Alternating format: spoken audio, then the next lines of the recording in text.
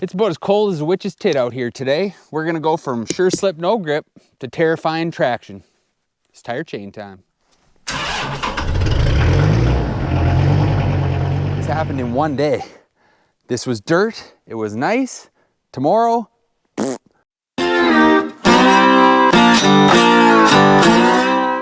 we got one serious downfall to deal with. There's a little lacking in the traction.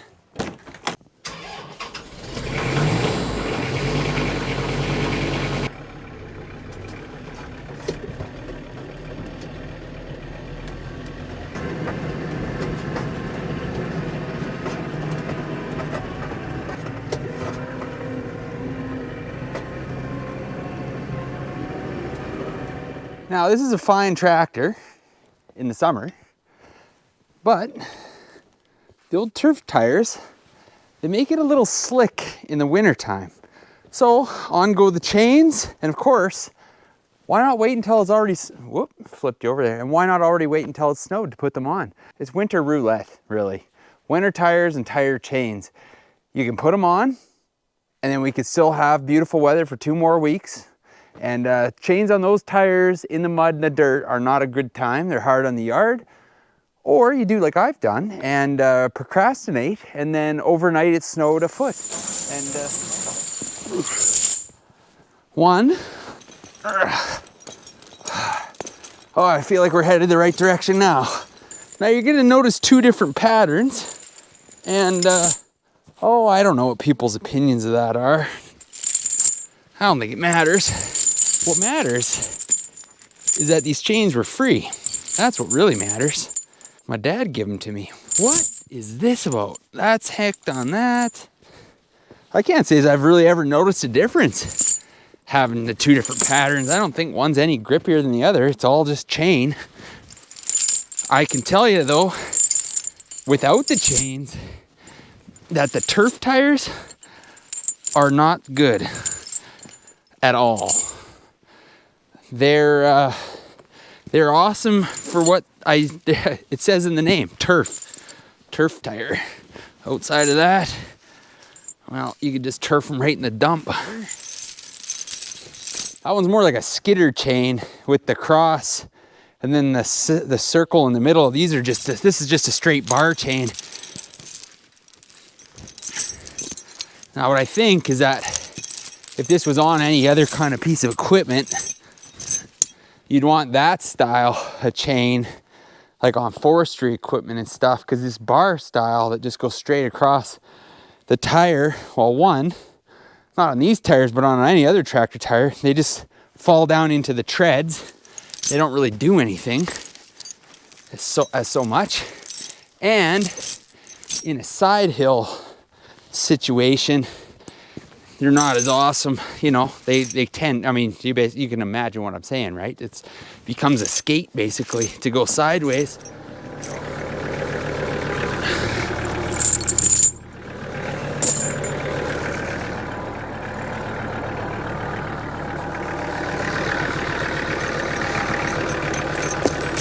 Of course, I didn't pull ahead far enough.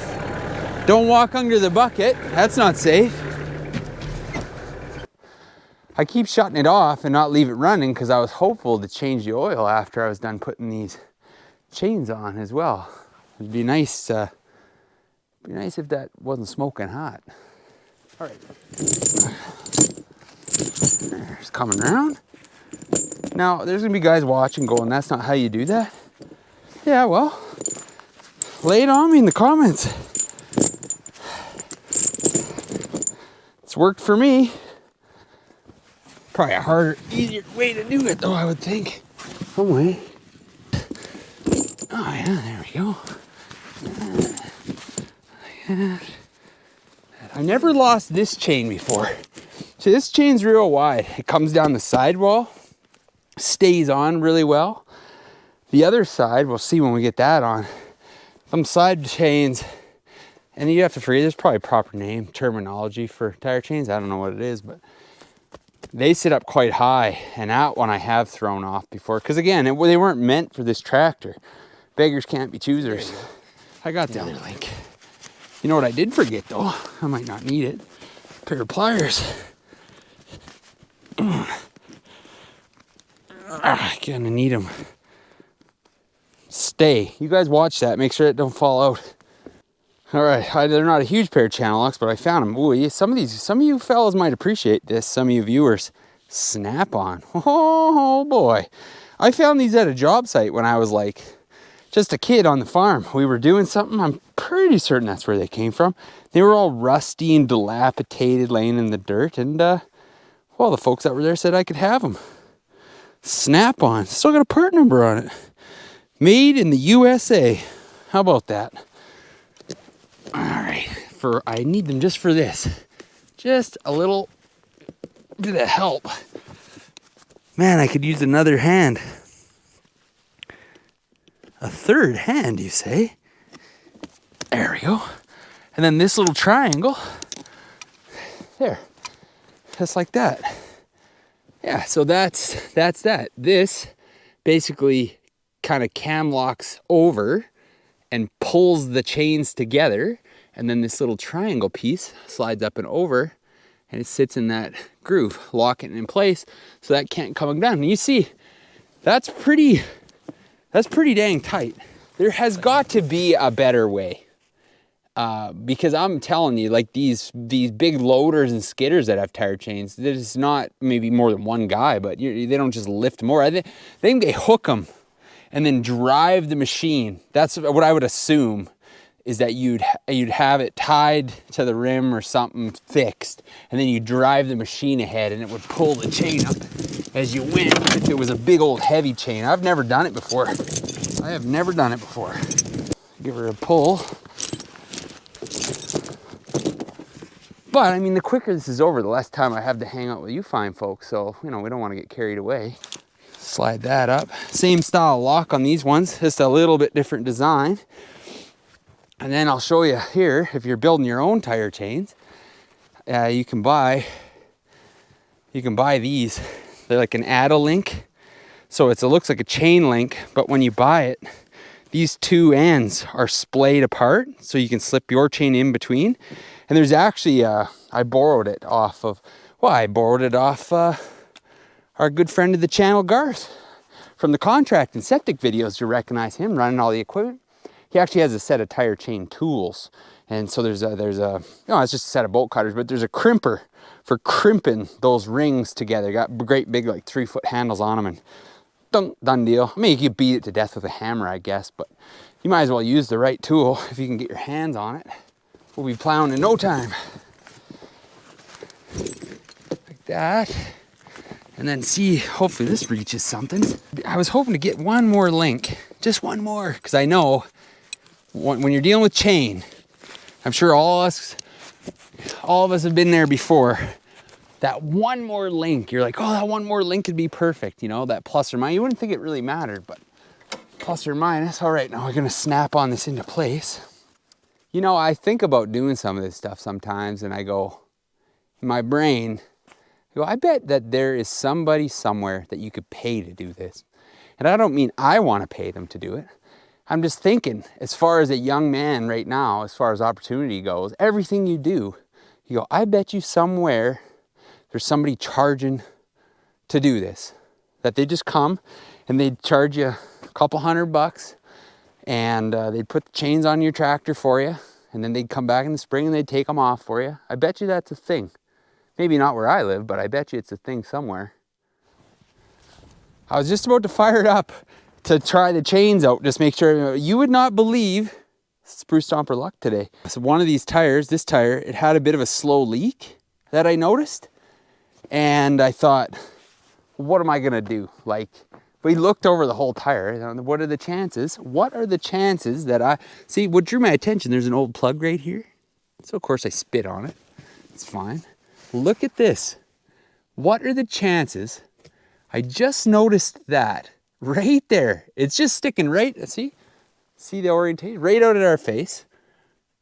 So of course we give her one of these. Give her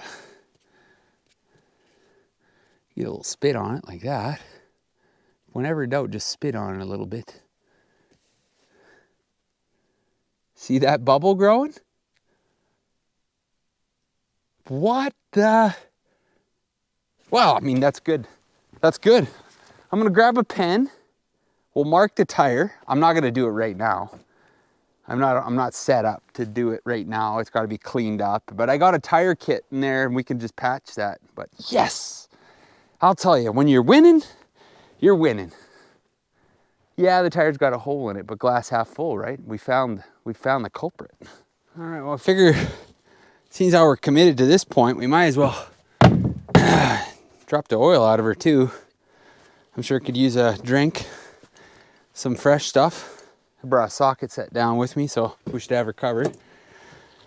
If anybody's new to the channel and you see this building that keeps glimpsing and they go, oh, you know, why is he doing it in the snowbank? Why wouldn't you just do it in that shop? I don't really want to talk about it, but watch a few videos back. The shop's an ongoing project.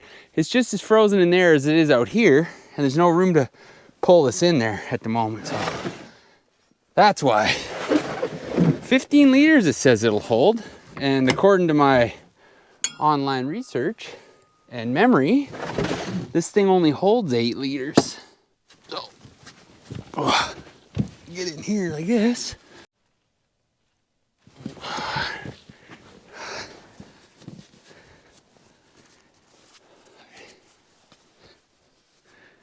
All right, how smoking tight are these, you figure?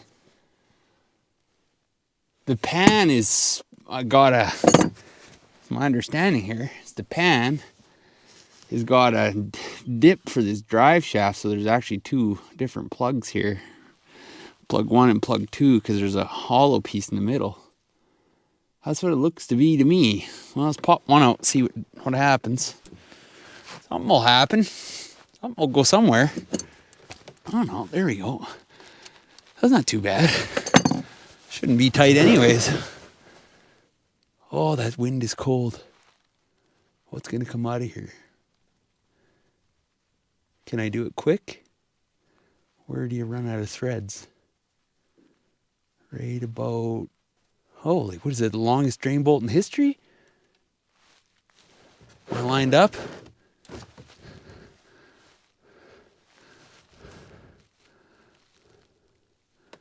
Good shot. Should we get cocky and try to get the other one at the same time? No, I don't think the drain pan could handle it. Just have to hang out with me for a second. Let that drain out. Oh, you know, if I opened... I opened the drain. There you go. Look how fast it's draining now. What a meathead. Now we're getting somewhere. Drain this other side. Kind of a funny design, I guess, but it's the angle of the dangle required there to be an indent in the oil pan. Can I go 2 for 2? There shouldn't be too much behind this plug. Yeah, not too much. Oh my God. We didn't label which plug was left and right. It might never run right ever again now. All right, well, there's no sense laying on the ground here watching the darn thing. We got to get the oil filter off anyways. These have been sitting on my shelf for a while, actually. I don't put a lot of hours on this machine, so it's not like you're changing the filters every day, but I did stop. These are actual genuine Kubota parts. What does that even mean? It says Kubota, made in Indonesia, but it's heavy. It feels like a little brick. That gives you some hope that it's reasonable quality. And it wasn't like wildly more expensive than like a Baldwin filter or something like that. So I didn't mind buying it there. It was The next step would be to put the juice back in her. I got 2 jugs. Finest funnel money can buy here. Old oil fill hole like that. I should be able to hit that, I think. And away we go. So we'll put in one whole one first.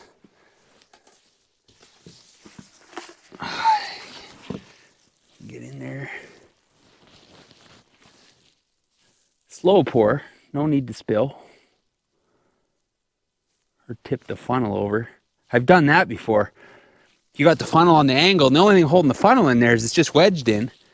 And you pour so fast that it fills the funnel up, and then the funnel gets top heavy. and then the whole thing goes tumbling out on you.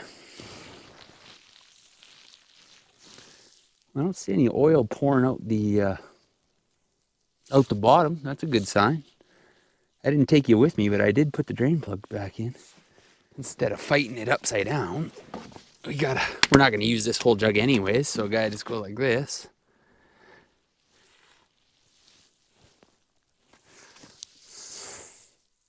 $85 for 2 jugs of oil. Pretty sure that's what it was. $85, hey? You know?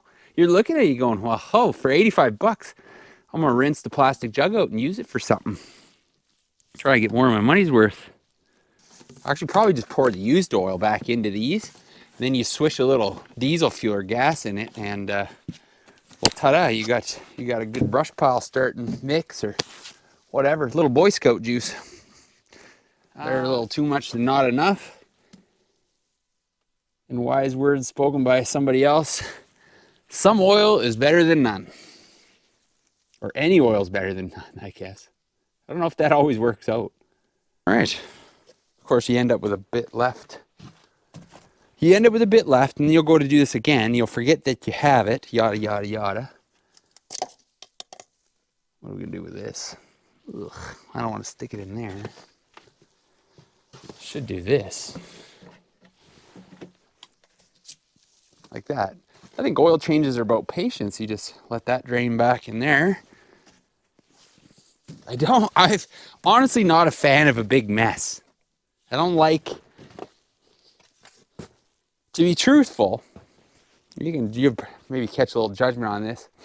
Say my shop has got a nice warm floor in there, it's heated, got the wood stove going, and there's plenty of room to pull this tractor in, that's not a problem. I would probably time the service and maintenance so it could be done in the summer, spring season, and I would probably still do it outside, not in the shop. I got a concrete pad in front of the shop. I'd probably do it out there. I'd probably still put something underneath. I don't want my floor all stained up. Fussy, I guess. Oh, better put the lid back on. All is for naught if you forget that. Okie doke, I'll flash her up. Now I also have, I have both filters for the transmission and the hydraulic system is all one part and parcel. It all takes the same oil, but it holds, oh, dang gross, just went ripping through the yard like a torpedo. 52 liters, I think it said. A lot anyways, I can't remember the capacity exactly, but it holds a lot of oil. And to change the filters, I mean, you got to change the fluid, obviously, part and parcel. So that's not a today thing. That's not a today thing, for sure.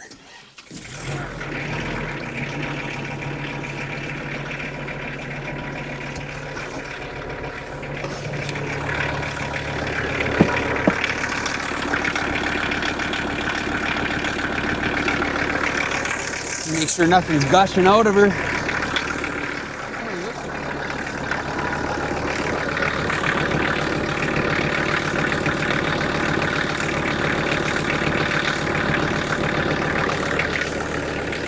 Nothing spewing out of that.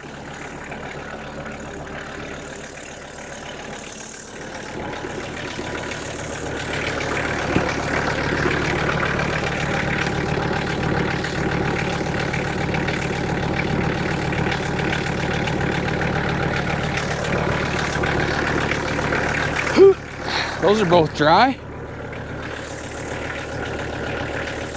We'll let it run for a sec here and then we'll check the level and we're a done deal. We're a done deal. I'm a done deal. I'm frozen. Oh, and the other thing I will mention, because some people watching, they're pretty savvy. You got to do all the maintenance all at one time. I did change the air filter, and that back there is a brand new fuel filter because, and if you don't know if you can see right through here, big old jug of diesel treatment. I had a little bit of misfortune last winter. This got stuck, and then it got to be 40 below zero, and I had fuel gel up on me. So anyways, it was a saga, but we got her fixed, and I changed the filters in, all that part of it. Anyway, so I shut her off and checked the oil. Right on the money. All right, well, we're running for a while. I gotta plow the driveway and check it again. Don't get your fingers in there. Everything's heavy duty on the old Kubota. Clean up the used oil, double check everything. Gotta fix that tire. Can't forget about that, but I'm gonna do that on a sunnier day when I got time. I gotta let the wind out of it, patch it, air it up. We'll do that. That's no problem. There's still things to be addressed, but small bites. You take one piece at a time, and it doesn't seem like such a big deal.